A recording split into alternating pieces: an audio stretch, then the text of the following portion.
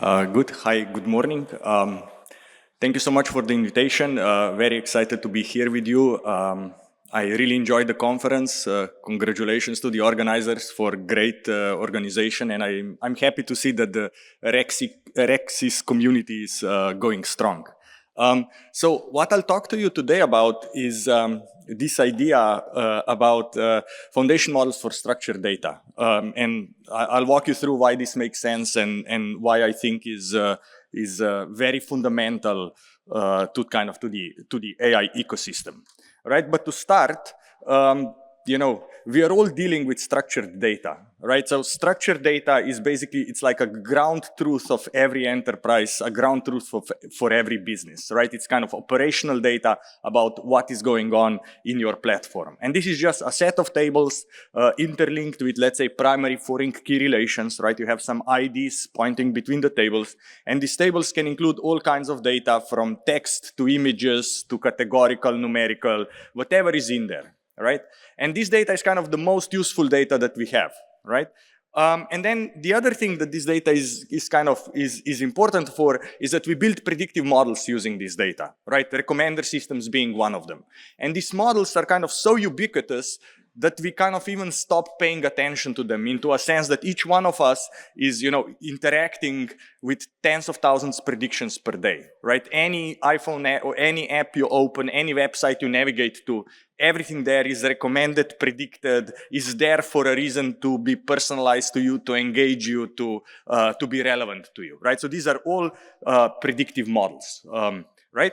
So then, the second point I want to make kind of to start is, why do we care about prediction? You can go to some witch and she will tell you the future. So why do you need these machine learning models to make predictions, right?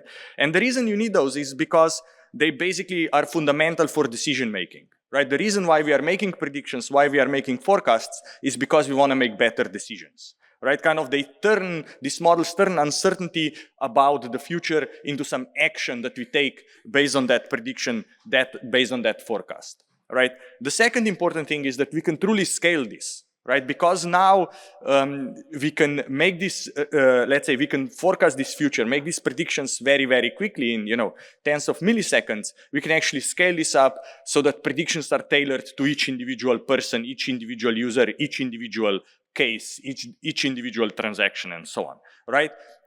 And then the third, I think, important reason why we are building this is that this way we are kind of automatically learning from data, improving over time based on the outcomes, and kind of driving the outcomes higher and higher, right? So really, we care about predictions because we are making better decisions based on those predictions. So then the question is, okay, how are we building these prediction models, right? And people have kind of tried, saying, okay, we'll just textify everything or put it into an LLM and, confidently it will give us a great prediction.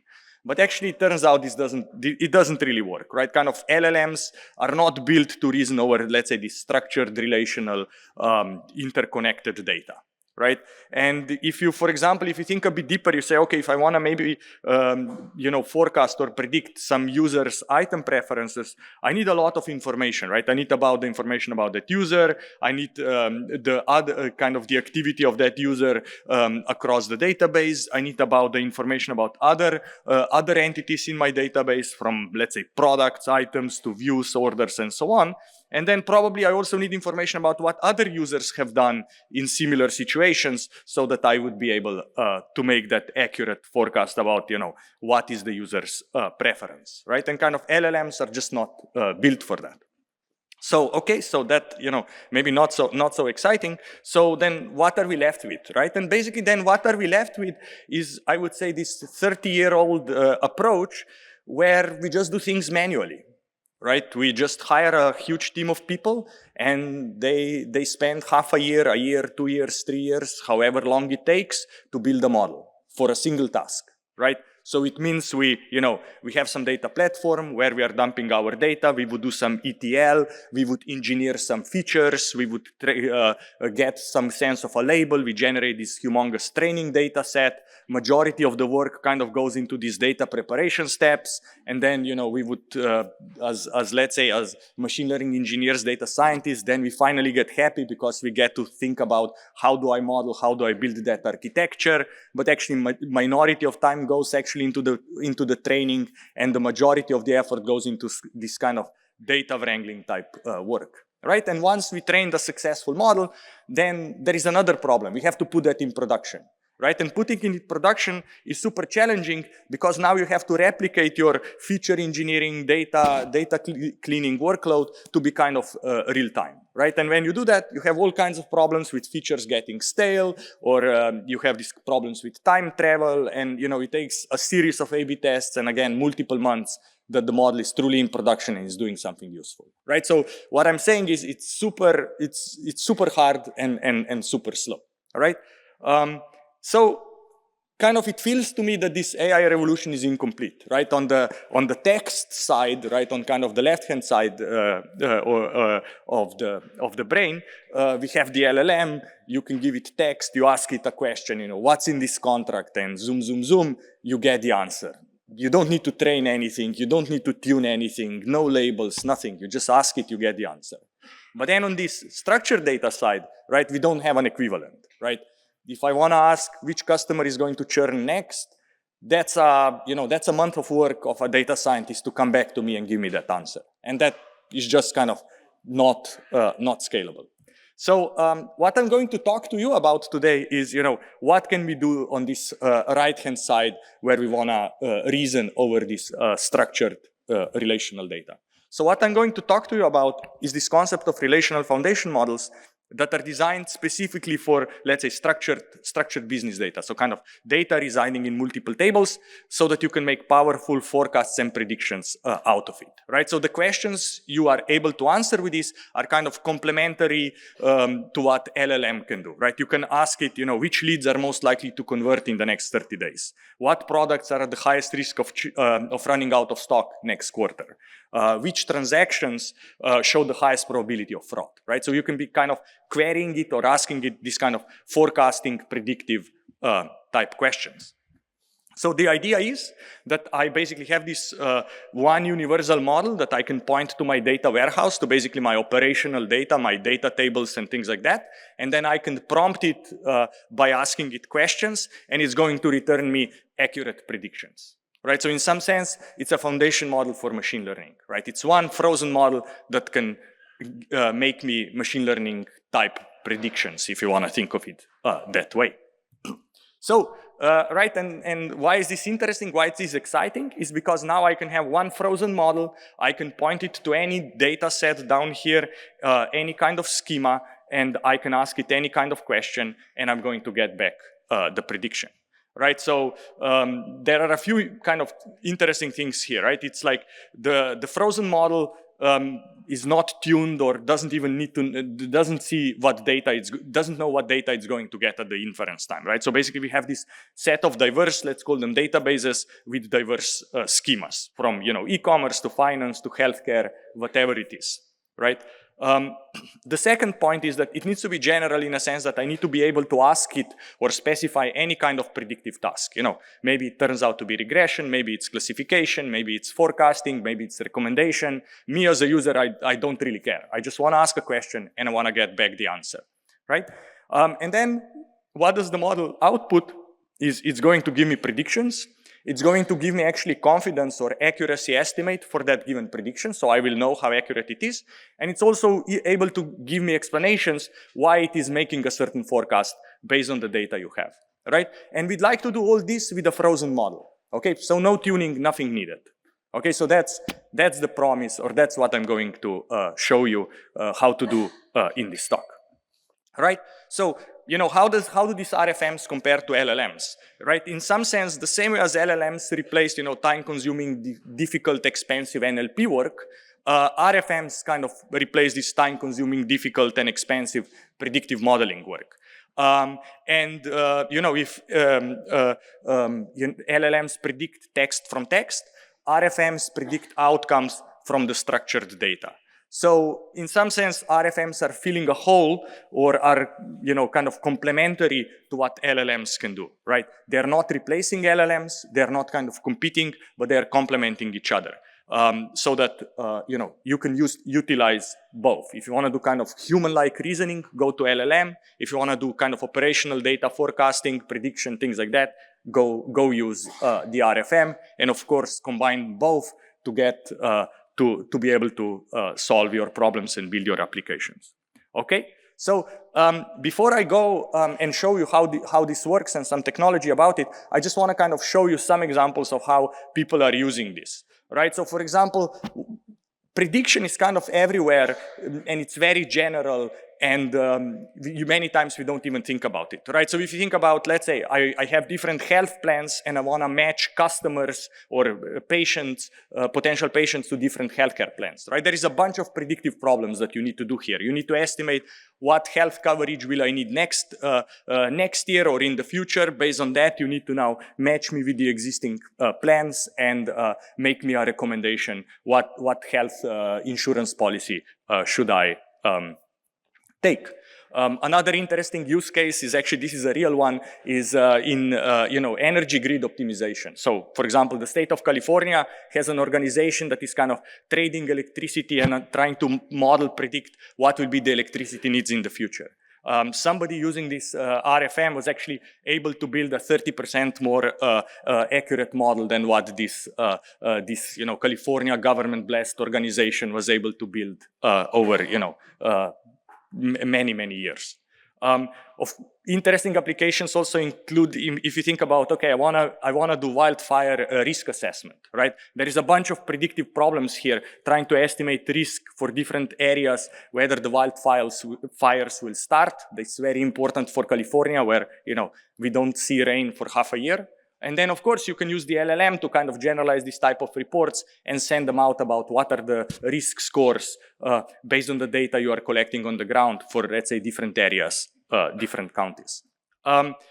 Similarly, right, there is a lot of kind of risk-based type predictions you can be making, maybe about, forecasting, estimating patient readmissions, hospital utilization, and kind of capacity planning, so you can better coordinate between hospitals, how you are going to admit patients, how you are going to manage capacity, have people on call, and things like that. Again, a bunch of predictive problems.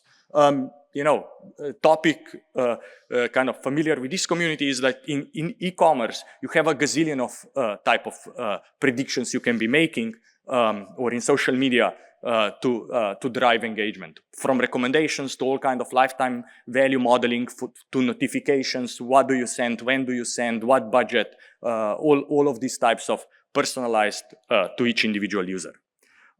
And then one important kind of use case that we start to see, right? If now you have this ad hoc predictive ability where you don't even have to train the model, then agentic use cases become very interesting, right? Because if you think about kind of today's agents, all they can do, they can retrieve some text and then they can do kind of something with it, right? You have this reg, they maybe can use some certain tools, but what they really lack is this connection to the operational data to be making accurate decisions based on this, right? So now, with the relational foundation model at its disposal, the agent can go and start asking about what personalized recommendation should I make, what's the probability of churn of this customer, what's their lifetime value, and based on those estimates, it's able to make better decisions, what actions to take, and how to, let's say, serve that customer better.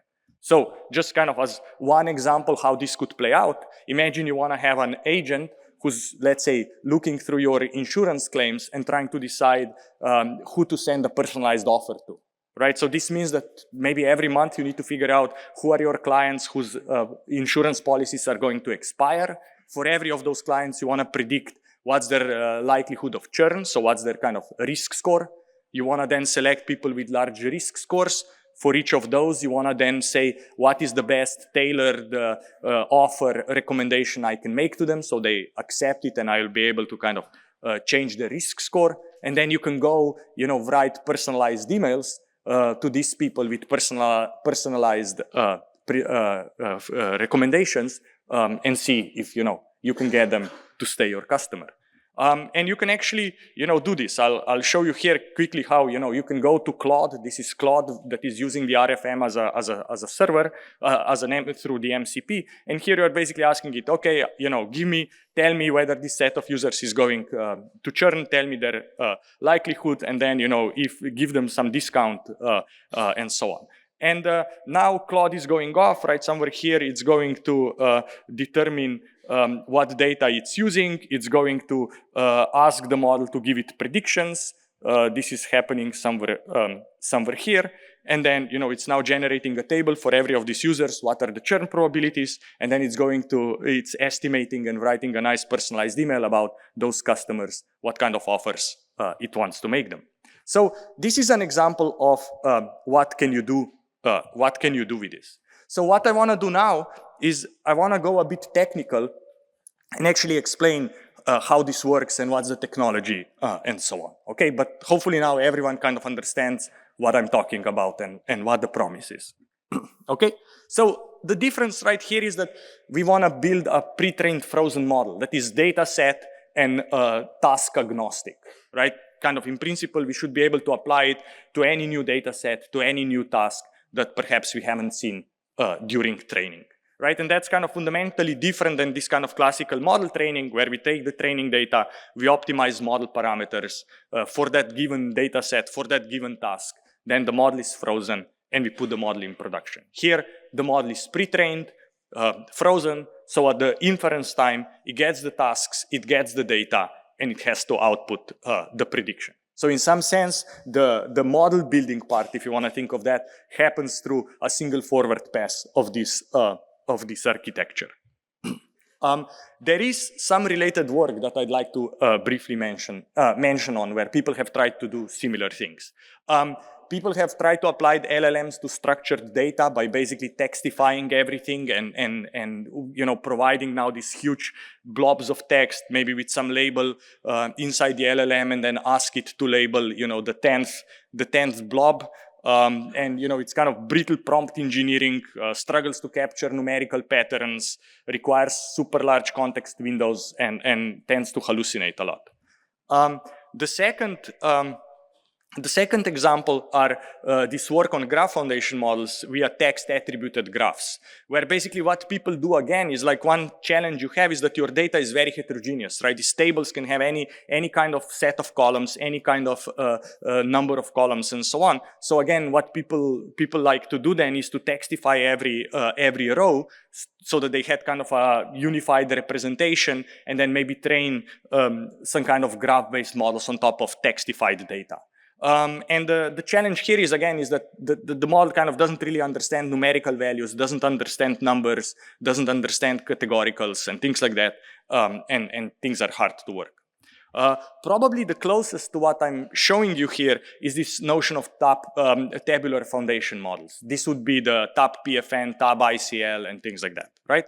The difference there is that these models are single table only, right? So and they only kind of apply to very small tables, maybe like 10,000 rows or something like that, right? So they're meant for these small single table type prediction problems. One thing I'd argue is that kind of very few people in the world have all their data in a single table, right? Like generally the schemas, the way the data is organized is much more complex, but these models are really good because kind of they show that in some sense this kind of in-context learning is possible.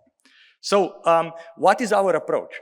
Our approach is this methodology that we call relational deep learning. And we developed this in my lab at Stanford, published in 2024 a series of papers at ICML and NeurIPS discussing how this works. But the idea is essentially that we can take any database and we can just view it as a graph, right? Kind of nothing new, but has tremendous kind of consequences, right? So if I have let's say, the typical schema for this community. Maybe I have my user database, I have my product catalog here, I have my order data, and I also have my website click data. Right, so I have this data organized in 4 tables. Every user has a name and age and a profile and picture and things like that. Every order points to the user, points to the product, and has time associated with it. Every click similarly points to the user, points to the product, and we know the time. Maybe we know the browser. Maybe we know the location. Whatever is there. And then products is a typical product catalog with descriptions and things like that. Okay, so the way I can think of this kind of one-to-one, bijective transformation is that I can think of this as a graph where every table defines me a node type, and then every row, in a sense, defines a node, right? So every row in the users table becomes a user node. Every row in the product catalog becomes the product node, and then every click is a node, and every purchase is a node, right? And these links are inferred based on the primary foreign key relations, and then every of these nodes also has a set of attributes, right? Has basically the rest of the columns that are associated with that in that table. We think of them as attributes. Okay, so great. I just took the database and represented it as a graph, and that's fine, right? But what becomes interesting is now when I want to make predictions, maybe I want to predict the churn of this particular user, I can essentially attend over this graph, right? So I can go and attend over the events, purchases and clicks of these persons. I can then recursively extend it and attend over the properties of the products that this person either purchased or clicked on, and I can kind of continue recursively over this graph. I can attend on other people's events on these products. I can attend on the properties of these other people. I can attend on other activity of these other people on some other types of products, and so on and so forth. And basically through this attention mechanism, through this that I recursively applied through this graph, I can just kind of learn this model directly from the raw data, right? So the point being is now I can learn across multiple tables for the first time, right? So far, we always have to join tables to create features. Now I don't have to do feature engineering anymore, right? I'm just kind of attending over the raw events, over the raw data, right? And, why is this interesting? The reason this is interesting is because it's exactly what kind of led to the AI revolution, right? Like if you think about what made computer vision go from where it was to where it is today, was that in the old days we were doing edge detection and feature engineering on the pixels. Now you have a neural network that learns directly on the pixels, right? And was a huge step forward. So what I'm essentially proposing here is to say, stop doing manual feature engineering and just learn directly on your raw data. Just learn directly on your raw events by basically applying this hierarchical attention throughout this graph.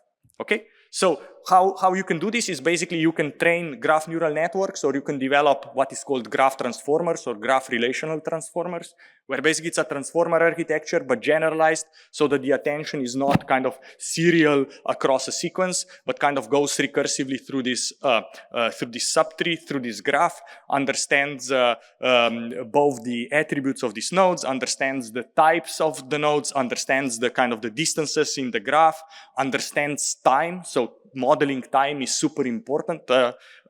So you need to understand that, and then you also need to understand kind of parent-tree relationships. But it's possible to extend transformers to be able to have now this much richer notion of attention that attends across this set of tables.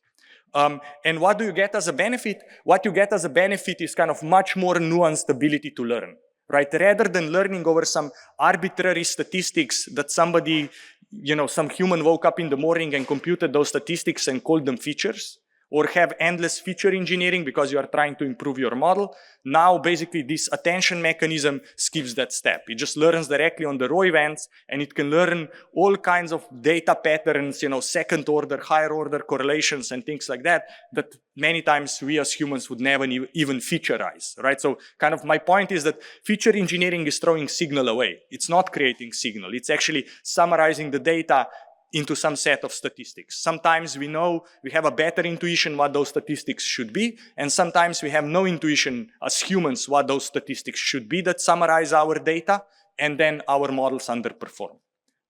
Another, for example, interesting case where this becomes very handy is if you think about fraud detection, right? In fraud, the patterns of fraud are changing all the time. So we as, let's say, machine learning model builders, we are always a step behind because you're always engineering new features and hoping that captures new patterns of fraud, right? In this case, let the transformer figure out how to attend over your data to discover what patterns are that lead to fraud. All you have to do is provide the definition what fraud means to you. Okay, so that's kind of the key idea is that essentially I can represent any database as a graph automatically. As a user, you don't even have to worry about how to create the graph, and then I can train transformers over this graph, and I get basically models much faster because I skip all these feature engineering problems. I don't have the issues with time travel and stale features and all that. So I can build these models much faster. So I can also put them in production much easier because all I have to do is refresh the raw data. I don't have to build all these feature pipelines. What we generally see is a very healthy increase in accuracy over human-built models. So you get into this kind of superhuman accuracy, if you want to think of this. And the approach is very scalable. You can scale this to tens, hundreds of billions of rows and columns. And I'll show some examples of actually running this at scale in industry. So this is kind of now the idea, how are we going to do this, right? We are going to do this through graph learning. But there is still more to be solved to really explain how does this work, right? Because now to have a single pre-trained model that can solve this type of tasks, it's actually an order of magnitude harder, right? Because I need to be able to learn across and adapt across diverse databases, right? Be kind of agnostic over, I know, how columns are organized, how the tables are interconnected to the schema. So I need to be I need to have a way to deal with that complexity. I need to have a way to deal with the heterogeneity of column types. You know, I can have free text, I can have numerical, I can have categorical. So I need a way to kind of reason over those columns regardless of what the specific instantiation in the data it is, right? It's important, for example, for me to be able also to consume custom embeddings, right? Many times organizations have specific embedding-based models that they have fine-tuned, I know, on their image catalog and things like that. So the model needs to be able to consume those embeddings as well. And then it needs to support a number of different tasks, right? Kind of just go beyond the missing cell imputation, but really think about these temporal tasks, right? Where you're really trying to predict something about, let's say, the customer, the product, about what is going to happen in the future, right? So kind of understanding time and dealing with time is important twice. One, it's important to be able actually to define properly what are we predicting into the future. And the second one, understanding time from the modeling point of view is important because it gives you accuracy, right? It's important to understand sequences and how these sequences kind of vary over time. And this kind of in a single model does all that for you. So the way this is going to work is the following, right? So we are going to point the model to our structured data. I'm going to have this prompting language. I'll call it a predictive query language. It's a domain-specific language, and it will look very much like SQL. And these are the two inputs to the model, right? So the model is going to say, here's my database, here is this SQL-like statement that defines the predictive task, and then in a single forward pass of this relational graph transformer architecture, we are going to get a prediction.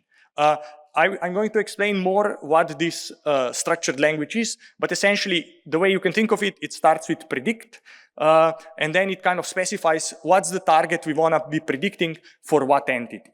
Right, so here I'm saying predict me whether count of transactions, right? So this would be maybe this table here, you know, between 0 means now and 30 days in the future. Is that equal to 0 for a customer ID, right? So for every customer, I'm now looking 30 days in the future and counting the number of their transactions and see if that is 0. And I want to estimate the probability of this event happening. So it's a simplistic churn model.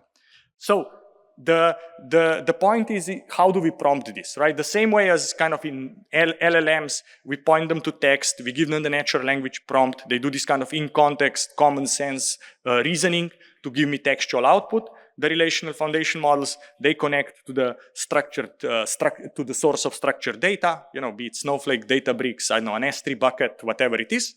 we give it this relational prompt, this predictive query, and then through kind of relational in-context reasoning, it now gives me a prediction. Okay, there are two ways how I can prompt the model. One way I can prompt the model is to basically ask it in natural language.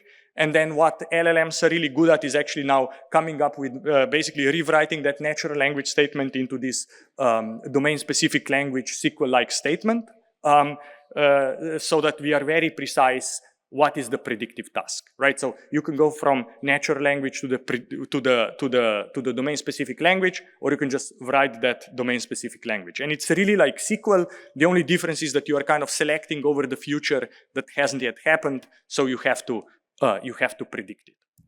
And then a bit more about the domain-specific language. That is a way how to prompt the model. So basically, it has two parts. It has the predict part, and it has the who are we making that prediction for. The predict part specifies what is the target we are predicting. So for example, here I could be saying, predict me, the type of the first order the customer is going to make in the next 7 days. So these numbers here are kind of notations of what time interval into the future we are looking at. And then we are saying for which users or for which user IDs we want to make these predictions. And you can be using this kind of categorical type of value inference. You could be doing counts and summations and all kinds of Boolean type operators. You can be, forecasting, let's say, the sum of order values into the future for users or for items. And you can also ask for recommendations by using this least distinct operator. So basically saying, give me a set of item IDs that the user is forecasted to order in the next 7 days, for example. The interesting thing is that, of course, you can also filter and have all kinds of conditions. So really, the language is really rich in a sense that you can specify many different predictive problems in this kind of database or data agnostic way, fully declarative. And as far as I know, there is nothing comparable out there, right? The declarative ML community, they more said, oh, here's a table from these columns, predict that other column, and here are the hyperparameters for the model you need to train. So here we are actually specifying what is that we want to be predicting by specifying the quantity. Why is this important? It is important because based on this, we can on the fly generate in-context examples, right? So the way this is going to work is that the system is going to interpret this predictive query. It's going kind of to travel through time. It's going to, let's say, pick a random user, look 1 month into the future for that random user and see whether that user had 0 transactions in the 30 days, yes or not, right?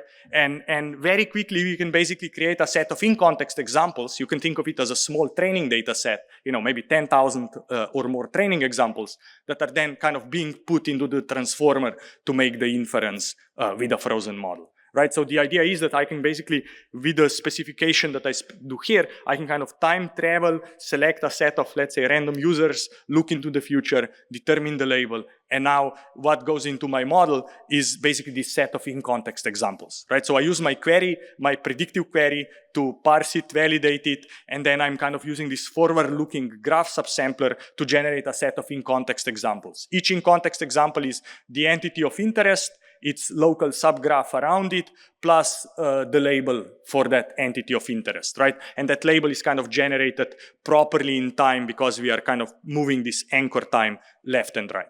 And then what is the last thing that the model receives? The model receives also now the entity of interest, its subgraph, and the task is to predict the missing label for that entity. Okay, so essentially what we are doing is we are putting a mini training data set as a set of in-context examples into the model. We put in one unlabeled example or one unlabeled subgraph, and now this relational graph transformer in a single forward pass returns me the label for this unlabeled example, where the examples are actually full subgraphs around the entity of interest, if you remember my relational deep learning tree that I was showing. So the input is a set of subgraph or a set of those trees that now the transformer is attending over. So we are, like, kind of to summarize, right, we are prompting the RFM with this predictive query language. Then what is happening is that in the real time, in context examples are being generated. together with the let's say a set of unlabeled examples. Each example is a subgraph around that entity of interest. So it's kind of captures the relational structure multiple hops away. And then the transformer now basically goes over this set of in-context examples to then give me a prediction and give me an explanation. I'll say just a bit more about the architecture. We also have a paper published, so you can look at it. But basically the idea is, right, given an entity E at a given time t, we want to sample a k-hop subgraph around that entity. The point is that this k-hop subgraph has to come from before that time of now t, so that you never learn from the future, you only learn from the past. We also sample a set of in-context subgraphs with their ground truth labels from, earlier timestamps, here denoted as t hat, right? So again, I'm kind of traveling back in time, pretending that t hat is now the time of now, so I can look into the future to see what the label is, and then sample the historical subgraph relative to that time t hat. I would sample, let's say, 10,000 of up to 10,000 of these training examples, and then I kind of throw all this into a frozen RFM to then give me the prediction. So this is what the model is doing. So the way maybe the intuition behind this is that the same, maybe the closest thing we have to this is our LLMs, right? And LLMs are kind of building the world model, the world knowledge into the model weights by consuming terabytes of text data and memorizing, compressing the entire internet. Maybe that's one way to think of them, right? But for RFMs, doing something like this is infeasible because publicly available relational data is just too sparse. So you need a different approach. Right? So what RFM kind of determines is how to optimize its predictions from the in-context examples it receives, right? So you can think of it that basically in a single forward pass of this transformer architecture, essentially it's learning and internally building the model on the fly, right? That model is implicit, it's kind of hidden in the weights of the model, but that's in some sense what's happening. So what the RFM needs to do in a single forward pass, it needs to kind of understand feature distribution across different semantic data types. It needs to infer interaction patterns across different tables, and then understand their nonlinear dependencies with respect to the ground truth labels, so that it is able now to give you an accurate prediction. So in terms of model architecture, there are kind of two important parts. One is this table invariant row level encoder, right, where you basically need to be able to encode rows in a table regardless of what the table is and what the semantic types and the width of that table is. And then the second thing is you need to have this kind of in-context learning ability through the relational graph transformer to be able to make accurate prediction. One important capability of this is also that that you need to be able to explain your predictions. And because the model is fully differentiable, you can basically use these gradient-based explanation techniques, where you can basically get all the way down to the individual cells and ask the model, what data are you attending over? And this basically gives you an explanation that you can then send to the LLM to nicely verbalize, textify, and you get these very nice explanations about what patterns in the data is the model finding useful to give you an accurate prediction for that given task. And here's a demo of this. You can play with this yourself. It's at kumorfm.ai. Here I have some schema kind of similar that I had before. I'm typing in my, let's say, predictive query for the churn problem, right? I'm counting the number of orders in the 30 days. This is now how long it takes to make a prediction. I have the true and false probability. And now, we went to OpenAI to textify the explanation. And here is the explanation, right? That is actually rooted in your private data. So this is kind of not hallucinated. And if you want to play more with this, it's available at this URL. So I want to now show you, right, like how accurate is this, right? I gave you this nice story, but maybe, it's just a bit better than random, so who cares, right? So what we've done is we've developed this benchmark called RelBench, where the idea is that this is a set of different databases, so basically multi-tabular data sets, and a number of different predictive tasks over these multi-tabular data sets. These are, Amazon type data, Avito is another e-commerce data, there is H&M data, so this is the clothes purchasing, there is some social network data, medical trials, Formula One races, and things like that. What we did here is actually we hired a very experienced data scientist, kind of somebody with 4.0 GPA from Stanford, master's degree, 5 years of industrial experience to really go build the best models they could. And we compared them to the foundation model as well as the fine-tuned foundation model. Also compared to some other things like these AutoML techniques like AutoGluon and so on. So just give you some examples. These are some classification type tasks, churn, predicting user clicks, user visits, things like that. What do you see is that the pre-trained foundation model that has never seen these data sets, has never seen these tasks, is basically on par with what a data scientist can do with, let's say, a month of work. And then if you fine-tune, you get a healthy kind of 10% improvement over what a human is able to do. This is for classification. You get similar results for regression type tasks. Again, this would be just, using some tree-based method, using the data scientist to spend manually build these models. This is the graph neural network-based approach, and then the foundation model, as well as the fine-tuned version of the foundation model for a specific task, for a specific data set. This is in terms of regression. We see basically similar things here. And then the last one is for recommendation. These are all kinds of different recommendations for purchases, ratings, reviews, kind of standard, I think relatively standard data sets that this community is using as well. The difference is that these data sets need to be multi-tabular because that's the interesting part. And again, you see in terms of, I think this is map at 10 or something like that, the score, right? And we see really good performance both from the frozen model within context learning or with the fine-tuned model. Another example I want to show, this is a completely different set of data sets. This is data sets that come from SAP. It's the SALT benchmark. This is about, predicting where the packages are going to go, whether they will be late, some sales office, some sales group, payment terms, things like that.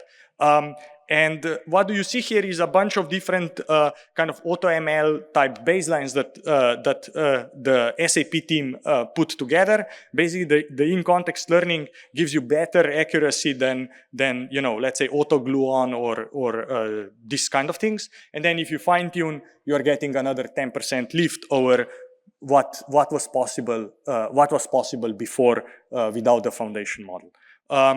So, the only place where this underperforms is here. This is a 600 class classification task. And, we are working kind of to improve these super large cardinality classification tasks. But right now, it's kind of terribly underperforming here. That's why, the average is where it is. But still with that, it's comparable to the best methods that are out there. Even these, AutoML-ish methods that just train a gazillion of models and things like that. Here you have a single frozen model.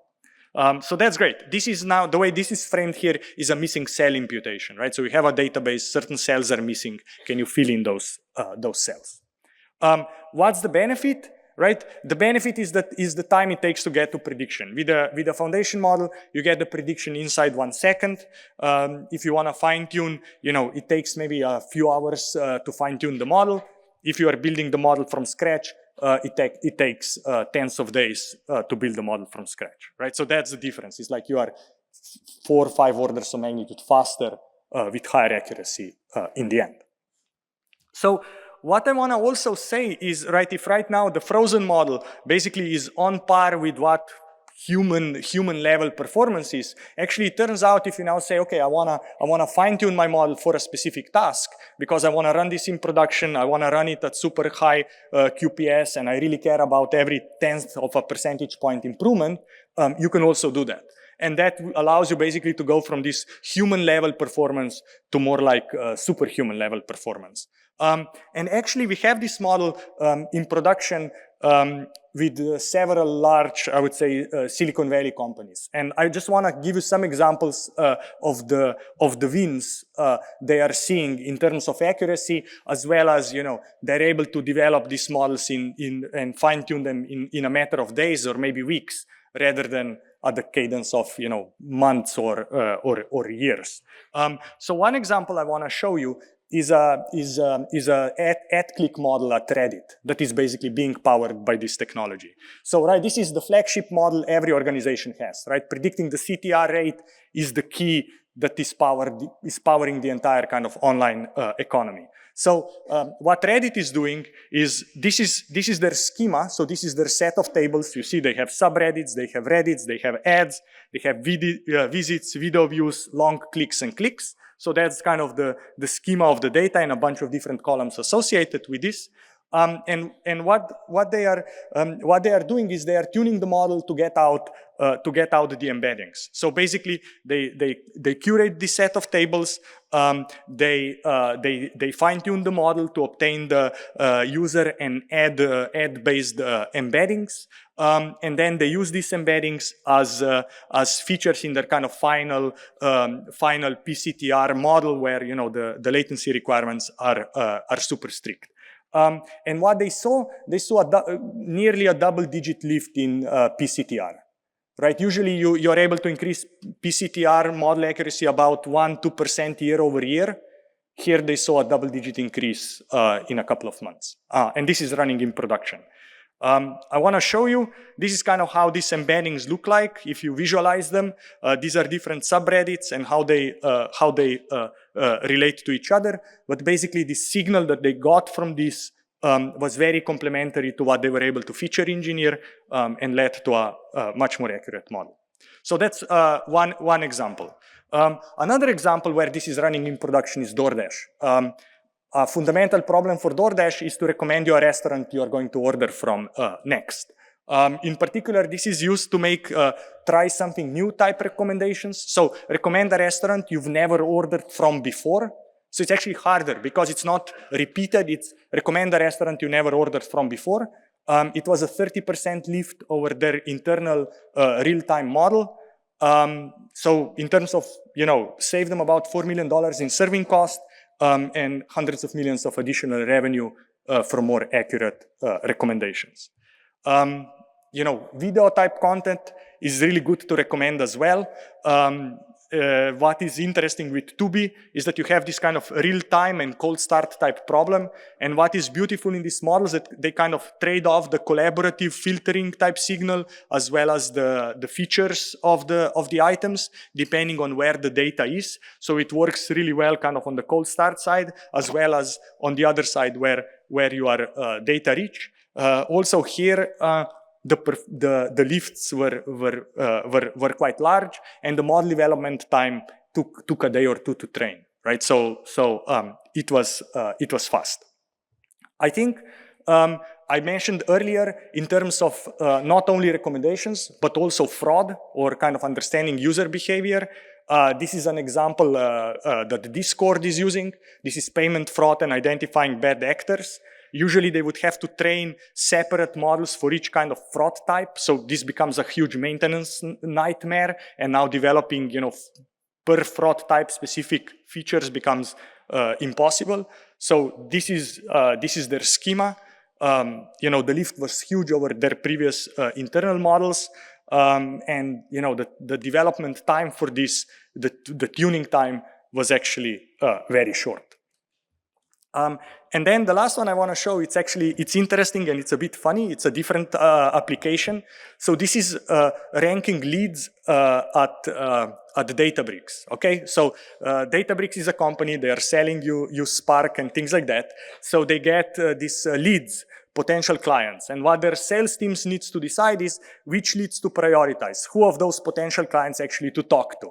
And this is their schema. It's 7 different tables. It's the accounts, it's the account conversions, here's the leads table, and then, it's kind of the history of engagement with that lead in terms of meeting, responses, engagements, and lead conversions.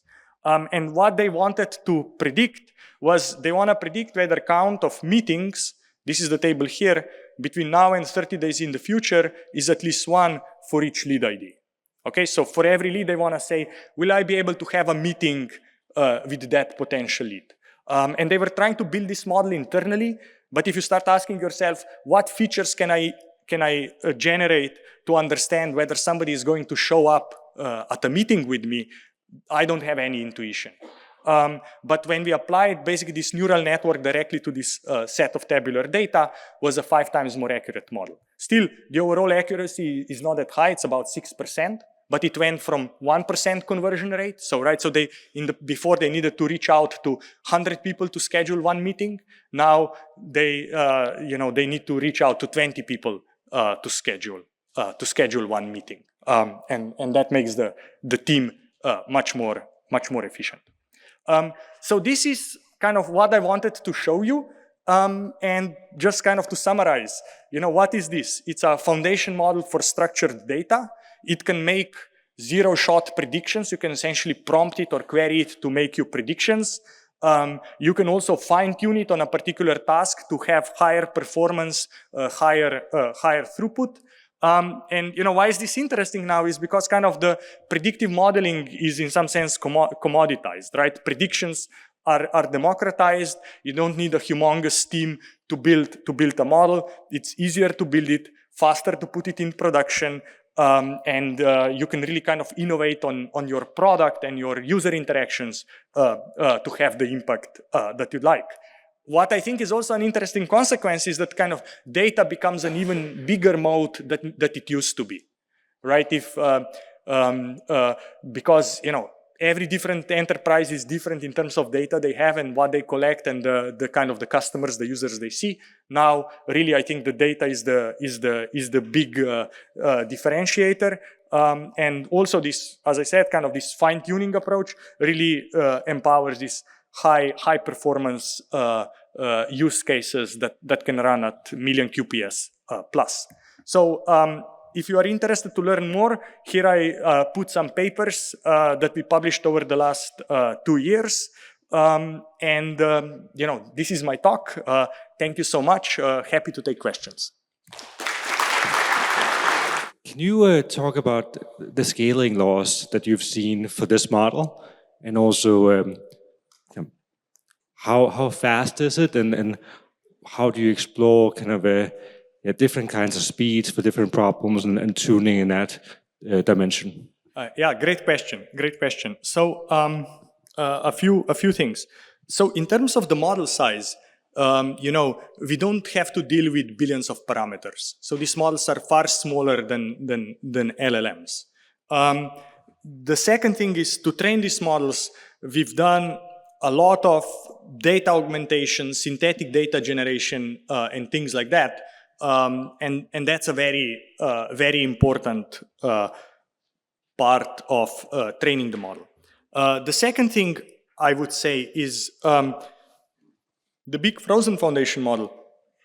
The inference time there is kind of typical transformer inference time. Then I think you also asked me about scaling. So what we see is actually when people fine-tune, you can use far smaller models. So this becomes then very practical to run in real time, to run at high QPS in recommender systems and things like that, right? So when you know the task you care about and you want to train, then you can choose kind of much smaller models. Even for fine-tuning, we see you don't need terabytes of data. Of course, if you have it, it's great, but if you don't, it's completely fine. And you can even, do well on very sparse data where you have very few labels, maybe only in a couple of thousand or something like that. So those, I think, would be some of the comments that address your question.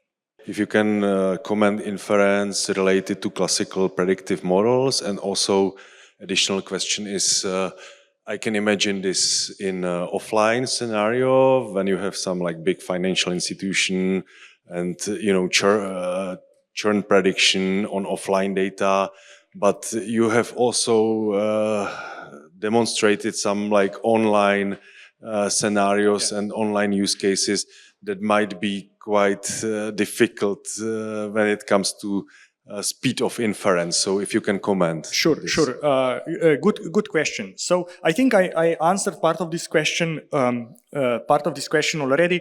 But what we have seen is if you want to get a prediction in 10, 20 milliseconds, then these models don't allow you to do that, right? So the solutions we've been applying there is kind of to do a two-stage approach to do some kind of batch updated embeddings from the lower layers of the model, and then have a kind of an online small shallow scoring model that takes that embedding, maybe takes any of the latest real-time activity and fuses all that.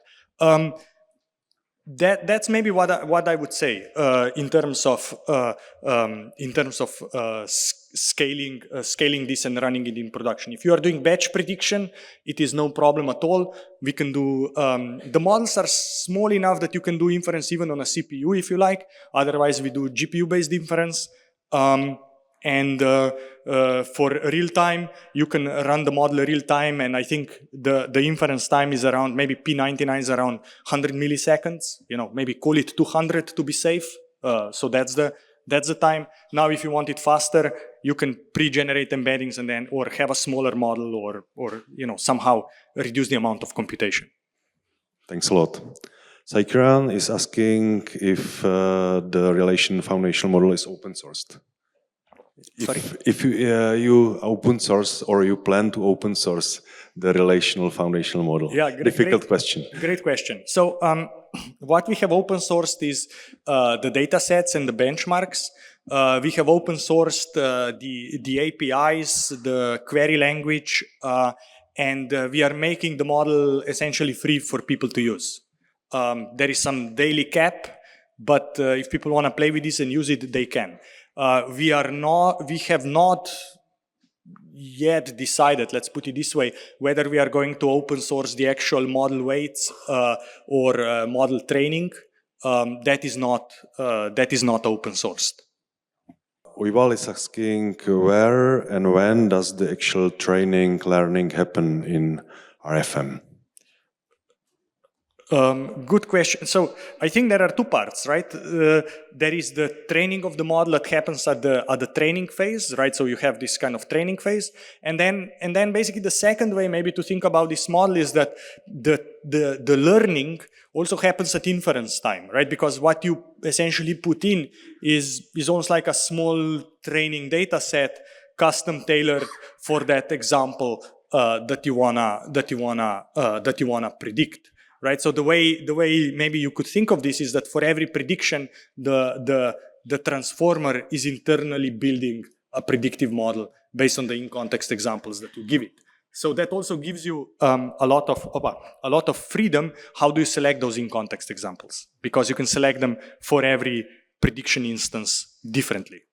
I think we are out of time, but I will have one more question that is very popular here, and it's regarding the data. Yeah? Huang is concerned whether you have like enough data to pre-train the model the same way as when you train on language models, if you have actually enough relational data sets, or where is the trick? Yeah, a good question. So if you think about the foundation model pre-training, then you can do humongous amount with data augmentation and synthetic data generation, right? Because maybe the way to think of this is at the training time, you can be almost like, you can think of it the following, you can be kind of sampling predictive problems over a given data, right? So to generate the training data set for the foundation model, all you need to do is to be able to generate a lot of predictive problems over the data set. So you can now augment, change, synthetically generate the underlying data set,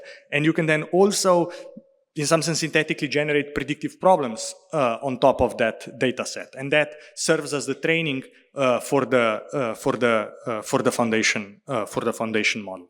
Now, for fine tuning, you use the data you have.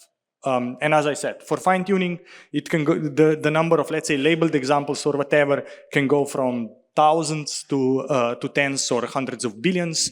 And you have a lot of control about, if your data is skewed and all or sparsely labeled and all kinds of things.